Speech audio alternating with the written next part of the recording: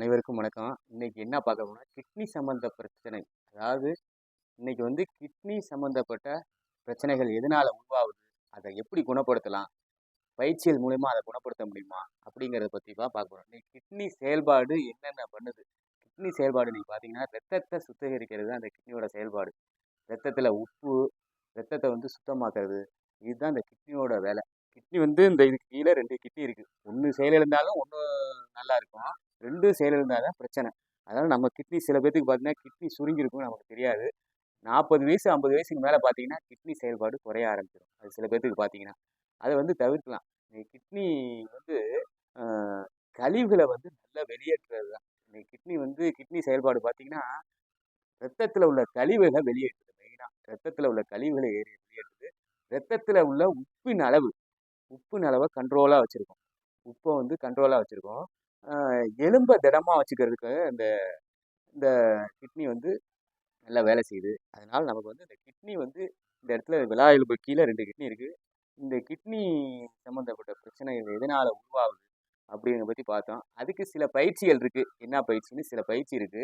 அத பார்க்க போறோம். இந்த கிட்னி ஃபெயிலியர் வலி நிவாரண மாத்திரை அதிகமா எடுத்தோம்னா, அடிக்கடி மாத்திரை, தலைவலி, உடம்பு வலி, கை, கால் வலி இதுக்கெல்லாம் அடிக்கடி மாத்திரை எடுத்தாலும், இந்த கிட்னி சம்மந்தப்பட்ட பிரச்சனை வரும். அதாவது ஸ்டேஜ் 1, ஸ்டேஜ் 2 வரைக்கும் பிரச்சனை இல்ல. ஸ்டேஜ் 3, ஸ்டேஜ் 4 தான் சிரமம். அதுக்குண்டான சில பயிற்சிகள் இன்னைக்கு என்னென்னன்னு பார்க்க போறோம். அதுதான் கிட்னி சம்மந்தப்பட்ட பிரச்சனைக்கு அத குணமாக்கக்கூடிய பயிற்சிகள், சில பயிற்சிய பார்க்க போறோம். அது எப்படின்னா இங்க பாருங்க.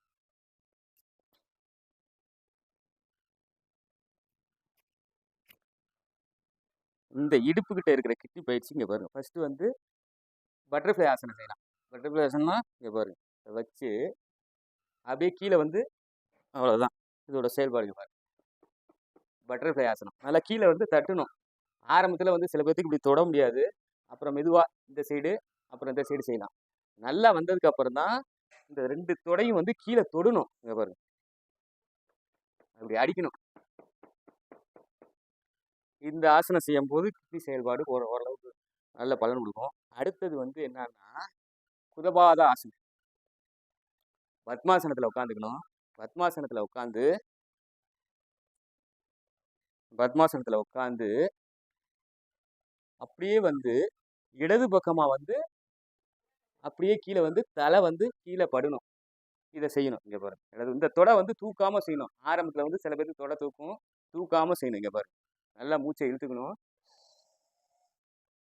அப்படியே கீழ. அவ்வளவுதான். ஒரு 5 எண்ணிக்கை. அவ்வளவுதான். இது மாரி செய்யணும். இந்த தொடை ஆரம்பத்துல தூக்கும். அதே மாரி ஒரு 5 எண்ணிக்கை. 1, 2, 3, 4, 5. அடுத்தது இது வந்ததுக்கப்புறம், இந்த இடுப்ப அப்படியே லைட்டா திருப்பி செய்யணும். இங்க பாருங்க. லைட்டா. இவ்வளவுதான். ஃபர்ஸ்ட் நேரா அப்படியே பத்மாசனத்துல படுக்கணும். அடுத்தது இந்த இடுப்ப லைட்டா ரொட்டேட்டர் பண்ணி, இங்க பாருங்க. கால் திரும்பக்கூடாது. கால் தூக்காம அப்படியே. அவ்வளவுதான். இது இந்த சைடு செஞ்சீங்களா? அடுத்தது மாட்டு இந்த சைடு செய்யணும். அடுத்தது என்னன்னா, அடுத்தது கால் நீட்டி செய்யணும். கால நீட்டி இங்க பாருங்க. கால நீட்டி இந்த கால் வலது கால் இந்த சைடு இருக்கணும். இடது கால் நீட்டி இருக்கணும். இங்க பாருங்க. இந்த இடது கை இருக்கு பாருங்க. இடது கை இங்க கீழ. இங்க பிடிக்கணும். வலது கை பின் சைடு. ஒரு 5 எண்ணிக்கை மூச்சு. இது பார்த்தீங்கன்னா, இப்ப இந்த கிட்னி ஒரு கிட்னி நல்லா அமுங்கிரும். 5 எண்ணிக்கை. இப்படி நல்லா அப்படி அமுங்கி குடுக்கும்போது, அந்த கிட்னிய நம்ம ஒரு பிரஸ் பண்ணி கசக்கி விட்டோம்னா, நல்லா அந்த கிட்னி இந்த சைடு கிட்னி வேலை செய்யும். அதே மாரி இந்த சைடு. கால் நீட்டிக்கணும். இப்படி நீட்டி வச்சுக்கணும். முதல்ல இந்த கால். அதே மாரி இந்த கை இந்த சைடு. அவ்வளோதான். பாதத்துல வரணும். பின் சைடு திரும்பணும். இப்போ முதல்ல இந்த கிட்னி, அடுத்தது இந்த சைடு. இந்த கிட்னி அப்படியே கசக்கி குடுக்கணும்னா, அது நல்லா பிரஸ் பண்ணி, நல்ல ஓரளவு ஃபங்ஷன் கிடைக்கும். இங்க பாருங்க. 1, 2, 3, 4, 5 இது மாதிரி ஒரு 5 எண்ணிக்கை. இது 2 கிட்னியும் நல்லா ப்ரெஸ் பண்ணி கொடுத்தோம்னா கொஞ்சம் நல்லா ஃப்ரெஷ்ஷாக வேலை செய்யும். அடுத்தது இன்னும் 2 பயிற்சி இருக்கு. இது வந்து இந்த சிறுநீரக கல் உருவாகிறதுக்கும் இது நல்ல காரணம். இந்த கிட்னி ஃபெயிலியர்னால சிறுநீரக கல் உருவாகலாம். இதில் பார்த்தீங்கன்னா ஸ்டேஜ் 2, 1ங்கிறது பிரச்சனை இல்லை. ஸ்டேஜ் 3ங்கிறது பார்த்தீங்கன்னா சிறுநீர் நைட்டு பார்த்தீங்கன்னா வந்து சிறுநீர் அடிக்கடி வெளியேறும். சிறுநீர் அடிக்கடி வெளியேறுச்சுன்னா அது சின்ன 10% ஆரம்பிக்குன்னா இருக்கும். அடுத்தது பார்த்தீங்கன்னா கை கால் வீக்கம் வரும். கை கால் முகம்லாம் வீங்கும். அது மாதிரி வந்துச்சுன்னா ஸ்டேஜ் 3 ஸ்டேஜ் 4க்கு போயிடும். அது வந்து அது வராமல் பார்த்துக்கணும். அதுக்கு முன்னாடி நமக்கு உள்ளார என்ன இருக்குன்னு இப்போ தெரியாது. அது கொஞ்சம் ஃபெயிலியராக இருக்கிறது நமக்கு அறிகுறி தான் காமிக்கும். அதுக்கு முன்னாடியே நம்ம வந்து அந்த பயிற்சிலாம் செஞ்சோம்னா குணமாகும். அடுத்து பார்த்தீங்கன்னா பசி கொஞ்சம் கம்மியாக இருக்கும். டயர்டாக இந்த நேரம் பார்த்தீங்கன்னா ஒரு டயர்டாக சோம்பலாக இருக்கும். குமட்டல் வாந்தி வரும். லைட்டாக குமட்டல் வாந்தி வரும். இதெல்லாம் ஸ்டேஜ் 3 ஸ்டேஜ் 4லேயே வந்துடும். அடுத்தது பார்த்தீங்கன்னா ரத்த அழுத்தம் வரும். ரத்த அழுத்தம் வரும்.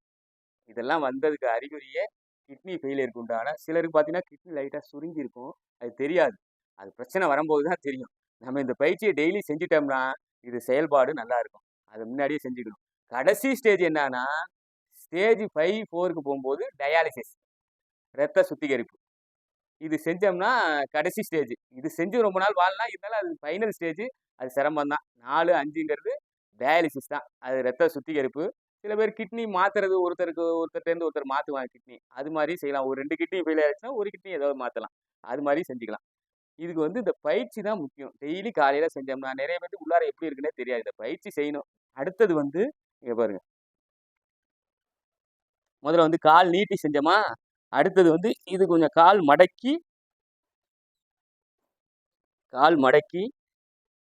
இங்க பாருங்க. கால் மடக்கி இருக்கணும். இந்த பாதத்துக்கு அடியில இந்த விரல் இருக்கணும். அப்படியே பின்னாடி திரும்பி பார்க்கணும். இப்படி பின்னாடி திரும்பி பார்க்கும்போது பார்த்தீங்கன்னா, ஒரு 5 மூச்சு. இந்த இடத்துல பாருங்க. நல்லா அமுங்குது பார்த்தீங்களா? இதான். மூச்சு தான் மெயின். மூச்சு விடும்போது இந்த வயிறு வந்து நல்லா அமுங்கி கொடுக்கும். இந்த சைடு செஞ்சோமா, அடுத்தது வந்து இந்த சைடு.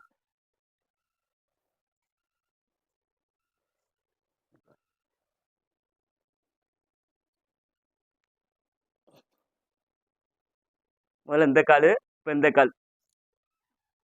அப்படியே பின் சைடு திரும்பி ஒரு 5 எண்ணிக்கை.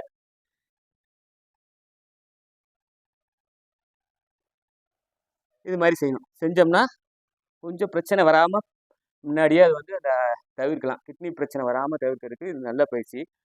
இது வந்து தினமும் ஓரளவு முடிஞ்ச அளவு செய்யுங்க. இந்த பயிற்சி செஞ்சாலே கிட்னி செயல்பாடு ஓரளவு நல்லா இருக்கும். டெய்லி காலையில் இது ஒரு 5 நிமிஷம் முடிஞ்ச அளவு செய்யுங்க. முடிஞ்ச அளவு செஞ்சீங்கன்னா போதும். ஒரு செயல்பாடு நல்லா இருக்கும். நன்றி வணக்கம்.